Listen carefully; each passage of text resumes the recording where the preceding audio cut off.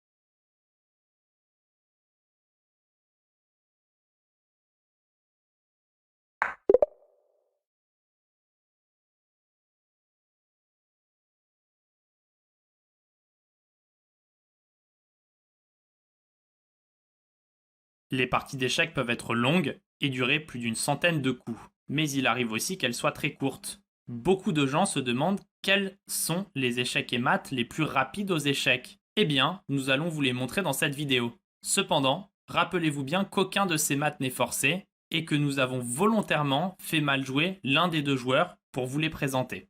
Regardons à présent les échecs et maths les plus rapides sur l'échiquier.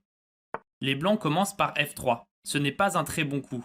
Le roi est à présent exposé sur la diagonale E1 H4.